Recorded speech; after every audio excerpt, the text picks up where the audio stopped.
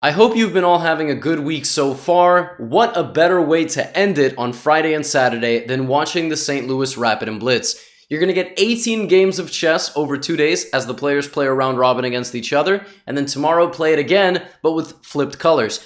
Going into today, Magnus and Wesley So were in the lead after the Rapid portion, and for the sake of this video, remember that a day features 45 games, so I'm trying to pick some of the most interesting decisive results that exist, but I can't possibly cover all of them. Having said that, let's jump in with Magnus versus Hikaru in our first game of the day. An English opening from Magnus, and Hikaru strikes in the center quickly with d5.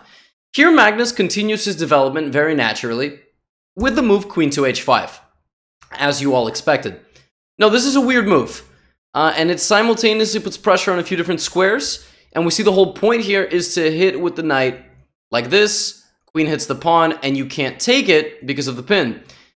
Hikaru here plays the move knight b4, sacrificing the e5 pawn for a lead in development, which is a rational decision if it's going to pay off quickly and you can jump in. But Magnus plays the move queen e4 and just stabilized. And Hikaru was spending the opening trying to refute the setup a little bit that Magnus was playing, spending a lot of time, and Magnus was able to just bring his pieces back and have a healthy extra pawn. Hikaru never had a chance to kind of justify the position for that extra pawn, and Magnus very slowly converted the advantage. First, they traded off their knights. He pushed in the center with e4, and the extra pawn for Magnus is more than enough. There's a reason he's on the thumbnail. He pushes now on both sides, creates a little pushing opportunity here with h5, h6, centralizes his bishops, and is putting some serious pressure before trading a queen in such a way that looks so weird. Right? Doubling your kingside pawns like this looks peculiar, but watch as Magnus makes this look so easy. He just pushes the pawns and then walks his king into the middle, pushes his other pawn, brings the bishop back, opens up an attack here, and finishes the game off in style by trading a bishop and detonating rook takes g7. King g7, f6 would result in a fork. You win the rook. Your second rook comes into the game and wins the b5 pawn, and Hikaru resigned here. I mean, Magnus, when he's in this form, is kind of untouchable. An opening surprise and a rough start to the day for Hikaru, but spoiler alert, Hikaru wouldn't lose for a very long time after this, as he's trying to climb the rankings after a slow start in the Rapid portion. Very nice win for Magnus. Another interesting game also from the first round was the game between Dominguez and Pintala Harikrishna. Pintala had the white pieces, and this one was it was a two fianchetto setup where the players castled on opposite sides. Two fianchettos for white, I should say, whereas black only plays like this. Now, in opposite side castling, I included this game because this game could be in textbooks. Watch as Linier launches an attack and uses all of his pawns to crush Harikrishna's king's position. h5, h4. Too dangerous to take that because you're going to be opening up lines from my pieces. So bishop a3. Hari going for a trade of dark squared bishops, but Linier centralizes his pawn, glues the center shut, and is ready to go with g5, queen h7, and so on. Knight c4, he takes, avoids a trade of queens, and hides his king from the invasion on the c-file to b8. Then he plays g5, knight f6, puts his knight in the center of the board where it's protected by 3 pieces, and simultaneously defends the pawn on c7, and then strikes with f4, and in this position, Harikrishna resigns the game because there is just no way to prevent the attack. Black is about to play knight e3, the king will hide on a7, the second rook will come, and you cannot prevent my massive army here of destroying your king's position. Beautiful game from Linier. Hari played very solidly, but Linier came out with his, ready to fight, I should say. The only real game I'm featuring from the second round of Blitz is the game between Magnus and Jeffrey Xiong. Jeffrey has been fighting Magnus very closely, and here he plays a Taimanov Sicilian, a very interesting variation, but the game was more or less lukewarm. Actually, Jeffrey played very well. He was playing super solidly against Magnus, navigating the middle game confidently. Queen, bishop, 2 rooks versus queen, bishop, 2 rooks with 6 pawns. But this is again why Magnus is on the thumbnail. squeezing water out of a stone. That is basically what he began today in doing. He is able to create play in a position where seemingly there is no play. He trades some pieces off, and here has 2 rooks and 5 pawns versus 2 rooks and 5 pawns. He goes on to win this game in the following fashion. He notices that the king's position is a little bit weird, and the pawn here is a weakness. So he gives a check, forces the rook, and plays rook c4. It's very clear that he has this on his mind with some checkmate. Jeffrey here can take this pawn, but understandably doesn't want to break his pawns up like this, because then they might be weaknesses. And when you play against the world champion, you need to not leave any endgame weaknesses. So he plays rook f5, g4, and rook f3, making sure that he's going to glue his center shut. But he forgets that the move g5 is suddenly a red alert for his king. His king cannot move, and moreover, you cannot go get rid of this pawn, because I have rook h4 checkmate. Literally checkmate. And after g5, the game is over, and Magnus invades with his rook, setting a checkmate net and winning his second Blitz game of the day, this one against Jeffrey Xiong. In the third round, Magnus was up against Indian superstar Pintala Harikrishna. This one started out as a Sicilian, bit of an offbeat Sicilian. You can't take this pawn because queen a4 check would pick up the knight. It's kind of a, it's not really a tricky line. But Hari doesn't enter theoretical territory against Magnus, instead going for a position with good central control and 2 bishops, and slowly expands his forces and plays this really nice idea of f5, saying, Magnus, I'm not worried about you, buddy. I'm going to attack you, and I'm going to get to your king. And that's exactly what he does. Reroutes his knight from b3 to the center, takes, and plays bishop g5. Then, expertly, wins a pawn and converts the game into an opposite-colored bishop situation. Now he's up 2 pawns, and Magnus has to create counterplay with b4. The rest of the game takes about 30 moves to convert, but he does it in a more or less very convincing fashion. He just trades the queens, giving away a pawn but winning one back immediately, and slowly navigates his pieces. Bishop defending everything, good coordination, not worried about a rook b2 check, because the king can always stay defending the pawn on g2, so that's not really a problem. King e3, bishop d4, slow conversion, wins the third pawn, activates his rook, and starts pushing the f-pawn. And I know you guys sometimes don't like when I power through a game, when I'm just making moves and it's not so clear what's going on the board. I try to give a narration because I don't want this to be a 40-minute video. Ultimately, there were 27 decisive results today. And the big summary of this game is that he surprised Magnus in the opening, he came up with a better middle game plan, and start to finish, he outplayed Magnus Carlsen. In the 4th round, we saw Hikaru versus Firouzja. This one was a very complicated game. Probably the spiciest moment happened around move 30, when in this position, Alireza played a move that is kind of stunning, bishop e3, and the whole point is that if you take it, if you don't take it, I have this and this, but I also have the other way.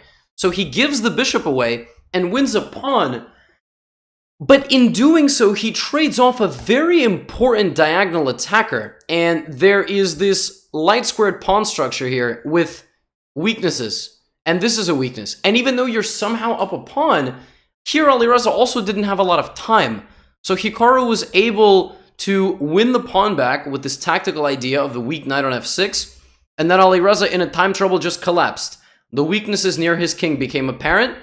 Hikaru was able to create enough tension and pressure on the position that the knights ended up shattering Alireza's king's defenses. Queen comes in, knight takes the knight with double check, and the queen gets back in time here to defend both the knight and the rook. Very nice moment, and Hikaru converts a nice one. Another game from the 4th round that went very quickly was the game between Jeffrey Xiong and Pintala Harikrishna, which only went 18 moves.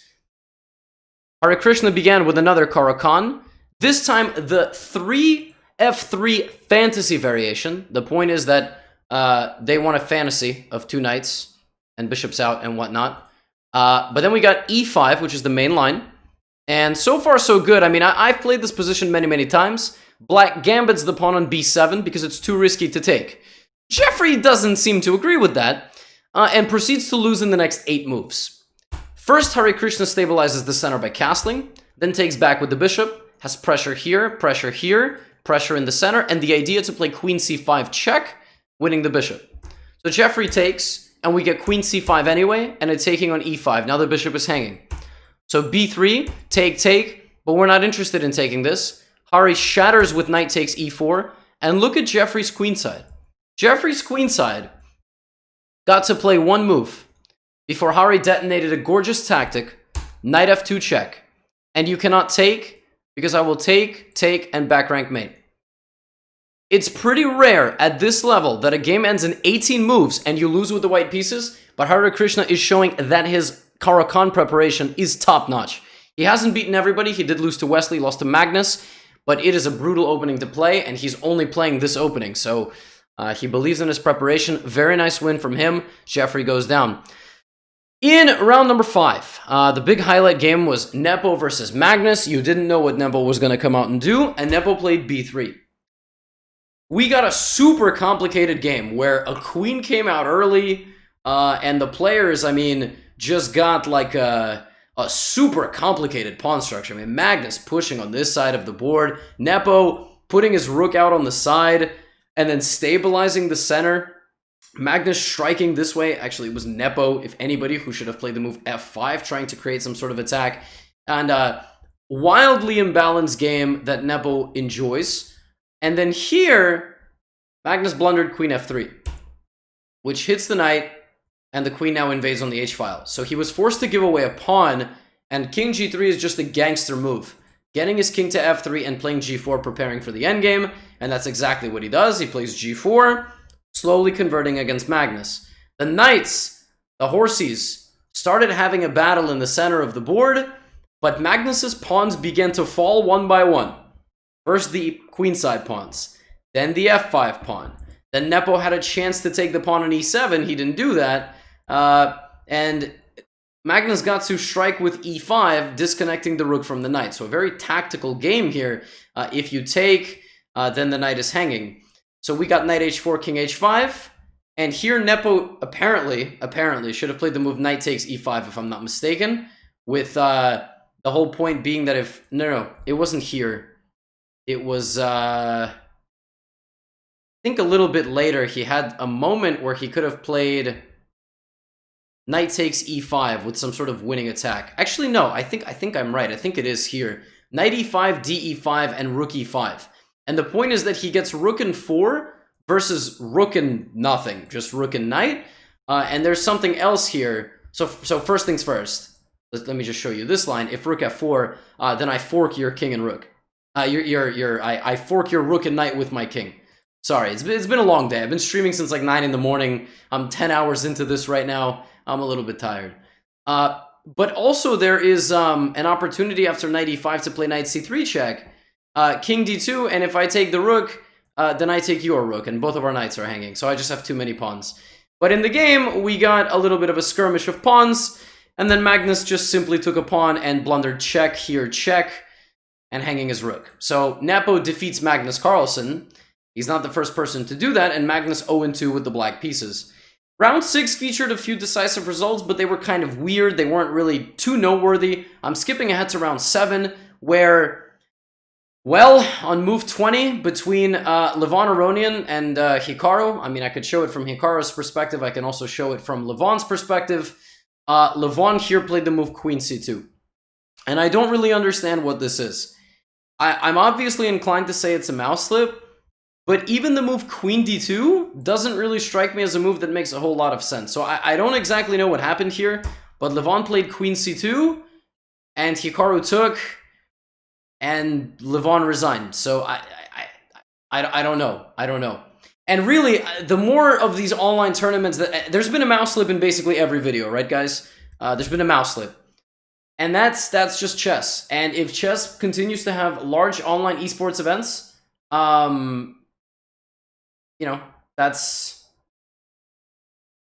that's just part of the game. I don't really know what to say about that. But that's going to be something that we have to deal with. Firouzja versus Magnus was a crazy fight. And Well, I'm just going to skip ahead to move 40. Alireza Firouzja had an absolutely dominant position against Magnus Carlsen. And during the live broadcast, we were cheering for Firouzja because we love this kid and we want him to have success and we want him to get his confidence back. But Magnus Carlsen lost the queen to Firouzja. And Firouzja shattered all of Magnus's defenses and had the game more or less wrapped up. He played queen f6, rook g8, and pushed this pawn. Rook g7, king g3. And here, it was not the bishop that had to move. It was the move rook f7. Hitting the queen, and f5 is up for grabs. And somehow, despite the queen having 3 of her friends, in this position, Firouzja only has one move. And that move is the sacrifice of the queen, followed by the move king takes h3. And if rook takes f5 were to be played, you would play d7, and the pawn would be unstoppable, because rook f3, king g4 is met with e6. And you cannot stop the pawns from going together. The game is simply lost, and that is that. But that is not what happened. Firouzja got stunned by the move rook f7, proceeded to lose his pawns, and Magnus created an impenetrable fortress before picking up the remainder of the pawns and actually just going straight for Alireza's king, leading to checkmate. I was heartbroken watching this game, my friends. Not because I'm anti-Magnus, but because I wanted Firouzja to get this win. He earned this win. I mean, he earned it. And it would have given him some confidence back, might have breathed some life into him. It's a stunning game to lose. Kudos to Magnus for the fighting spirit, the creativity, the defense. But I'm not gonna lie, it did kind of hurt watching Firouzja lose this one.